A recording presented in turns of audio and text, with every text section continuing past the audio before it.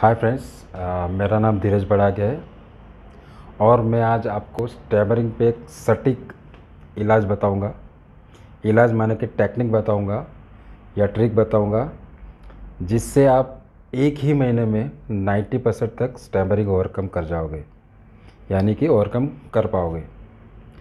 तो वो ट्रिक के लिए आपको, वो टेक्निक के लिए आपको पहले तो एक डायरी मेंटेन करना पड़ेगा और डायरी में आपको पूरे महीने का डेली आपको जो भी आपने एक्टिविटीज़ किया है उसका एनालिसिस आपको रात को लिखना पड़ेगा कि आपने दिन भर में क्या किया और कैसे किन लोगों से मिलकर प्रैक्टिस किया है। तो पहले तो मैं आपको ये बताऊंगा कि ये 30 दिन की प्रैक्टिस में आपको 3 स्टेप में डिवाइड करना है। एक स्टेप होगा वो 10 दिन का होगा और पहले 20 दिन मतलब स्टेप 1 और स्टेप 2 में आप वो डिफ़िकल्ट वर्ड यूज़ नहीं करेंगे जहाँ पे आपको ज़्यादा स्टैमरिंग हो रहा है या उस टाइम पे आपको ब्लॉक हो रहा है। तो ऐसे स्टैमरिंग ऐसे हार्ड वर्ड ना यूज़ करके आप इजी वर्ड यूज़ करेंगे जिससे आप बात अच्छी तरह से और फ्लुएंटली कर पाए। तो आपको वो जो 3 हिस्सों में डिवाइड किया है, स्टेप 1 10 दिन, स्टेप 2 10 दिन, स्टेप 3 10 दिन, यानी कि एक महीना, जिसमें आप पहले स्टेप में आपको ये करना है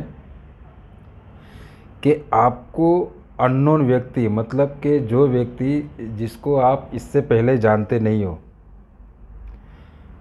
जिससे आपके लाइफ के साथ कोई रिलेशन नहीं है या कनेक्शन नहीं है या फिर आपसे रिलेट नहीं करते हो, और जिससे बातें जब आप स्टार्ट करोगे आपको इतना पता है कि जिनसे बातें मैं करूँगा, अब मैं उस टाइम पे स्टैमर करूँ या ना करूँ, मेरे लाइफ में उससे कोई बड़ा इम्पेक्ट आने वाला नहीं है या मेरा ग्रोथ रुकने वाला नहीं है। तो आपको वैसे व्यक्ति मिल जाएंगे, राह चलते मिल सकते हैं, बस स्टॉप पे मिल सकते हैं, गार्डन में मिल सकते हैं, सुबह वॉकिंग करने जाओगे तब मिल सकते हैं, और सब बड़े शॉपिंग मॉल में मिल सकते हैं। तो वैसे व्यक्ति आपको मिल सकते हैं जो आपको जानते नहीं हैं, और उनसे आपको इनिशिएटिव लेके बात करना है और डेली कम से कम 1 घंटे का प्रैक्टिस करना है। यानी आपका जब 10 दिन पूरा हो जाएगा तब आप जब एनालिसिस करोगे तब आपको फ़ायदे होंगे। और वो फ़ायदे क्या होंगे?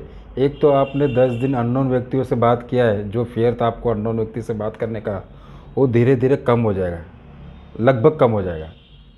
और आपने 10 दिन तक जो प्रैक्टिस किया है उसकी वजह से आपका एक फ़्लो मेंटेन हो जाएगा। मतलब ना आप स्लो बात करोगे ना फास्ट बात करोगे, आप एक फ़्लो में बात करना स्टार्ट कर दोगे, और यानी कि आपका फ्लुएंसी आ जाएगा। और एक जो आपका जो डर है, लाइफ टाइम का जो डर था आपके मन के अंदर कि मैं स्टैमरिंग कर रहा हूँ, मैं स्टैमरिंग के बारे में सोच रहे थे, वो सोच थोड़ा कम हो जाएगा और आपका ध्यान पूरा के पूरा फ्लुएंसी की तरफ जाएगा कि मैं नेक्स्ट दिन मुझे कैसे करना है, क्या बात करनी है, मैं कैसे बात करूँगा, उस रिलेटेड आपका फोकस जाएगा।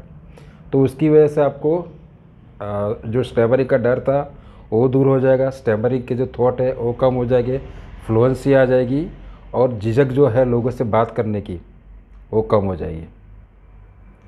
तो वो एक स्टेप होने के बाद अभी जो दूसरे स्टेप में जब जाएंगे तो उसमें हमें क्या करना है, स्टेप नंबर 2 में भी आपको हार्ड वर्ड यूज़ नहीं करने, डिफ़िकल्ट वर्ड जहाँ पे आपको प्रॉब्लम आती है वो वर्ड वहाँ पे भी यूज़ नहीं करने दूसरे स्टेप में भी।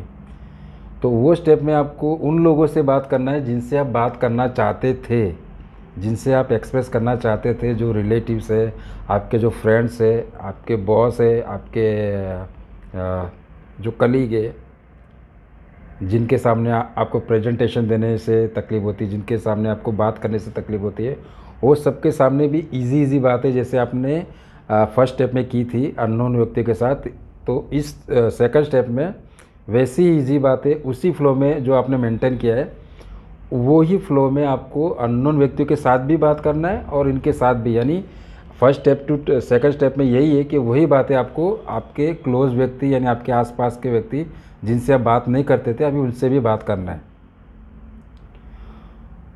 तो सेकंड स्टेप क्लियर करने के बाद यानी कि 20 दिन पूरे होने के बाद आपको एक्सपीरियंस हो जाएगा अपने क्लोज व्यक्ति जिससे आप बात नहीं करते थे, आपके बॉस है, आपके कलीग है, फिर आपके फ्रेंड्स है जिनको आप एक्सप्रेस नहीं करते थे, तो आप एक्सप्रेसिव हो जाओगे।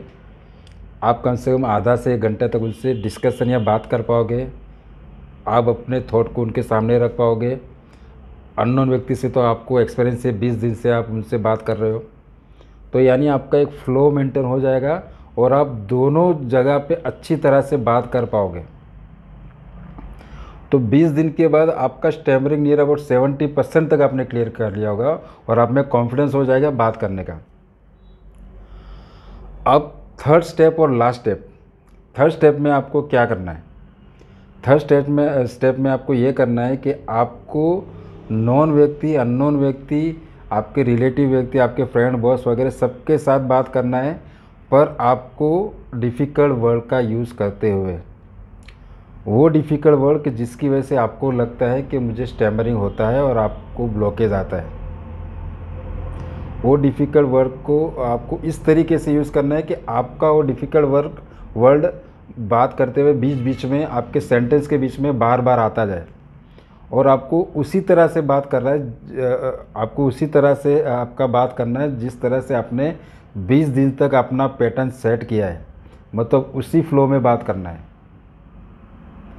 तो आप वो 10 दिन तक, जो लास्ट 10 दिन है, जो लास्ट स्टेप है, उसमें आप डिफ़िकल्ट वर्ड का भी यूज़ करेंगे और डिफ़िकल्ट वर्ड यूज़ करने के टाइम पे आप प्रेशर नहीं दोगे, आप प्रेशर दे के बात नहीं करोगे। सिर्फ आप जिस हिसाब से पहले आराम से बात करते थे 20 दिन तक हर लोगों से, वैसे ही वो बात के लिए, वो जो स्टेप के वर्ड के लिए बात कर सकते हो। जैसे कि आपको क या प में तकलीफ आता है तो आप बार बार पी रिलेटेड शब्द अंदर एंटर करके बात करो। जैसे कि आप बोल सकते हो कि मैंने आज ये प्रैक्टिस किया, मेरा ये परफॉर्मेंस है, मैं ये करना चाहता हूँ, मैं प्रेजेंटेशन देना चाहता हूँ। ऐसे कुछ भी बात में लाके पी रिलेटेड जो वर्ड है वो आपको अंदर डालने हैं। तो वैसा करने के बाद आपके 3 स्टेप अचीव होने के बाद आप देखोगे कि आपके जो बहुत हार्ड वर्ड थे, जहाँ पे आप ज़्यादा स्टक करते थे, आप उसमें भी आपको सक्सेस मिल जाएगा। यानी कि 30 डे के बाद आप आसानी से लोगों से बात कर पाओगे, फ्लुएंसी से आराम से बात कर पाओगे, आप लोगों से घंटों भर बात कर पाओगे, अपने आप को एक्सप्रेस कर पाओगे और आप अच्छी तरह से प्रेजेंटेशन भी दे पाओगे और जो हार्ड वर्ड है वो भी आपके मुँह से ईजीली निकल जाएंगे। तो फ्रेंड्स, ये 30 डे का आपका प्रैक्टिस था। आप 30 डे तक अच्छी तरह से ये प्रैक्टिस किया तो आप 1 महीने पहले जो आप थे और आज आप हो, तो आपको रियलाइज़ होगा कि आपने नियर अबाउट 90% तक आपका स्टैमरिंग क्योर किया है। तो फिर आपको इसके बाद स्टैमरिंग पे बात ही नहीं करना है, ध्यान ही नहीं देना है। आपको सिर्फ और सिर्फ आपको आपकी बातों पे ध्यान देना है और आपको इसके अलावा कुछ भी सोचना नहीं है। 90 से 100% वो अपने आप हो जाएगा और आप पूरी तरह से फ्लुएंट हो जाओगे। तो फ्रेंड्स, मेरा सोचना यही है कि आप प्लान बनाएं और प्लान के ऊपर एक्शन लें, और जब तक आप एक्शन नहीं लोगे तो कोई भी मिरेकल नहीं होने वाला कि आपका स्टैमरिंग ऑटोमेटिकली क्योर हो जाएगा। आपको स्टैमरिंग जो क्योर करना है तो आपको उस रिलेटेड एक प्लान बनाना पड़ेगा और आपको प्लान को एग्जीक्यूट करने के लिए उसके पीछे काम करना पड़ेगा। तो फ्रेंड्स, आप जो मैंने आप बताया उस हिसाब से आप 1 महीने का सिर्फ प्लान करके देखो, 100% आपका स्टैमरिंग ओवरकम होगा ही। Thank you friends.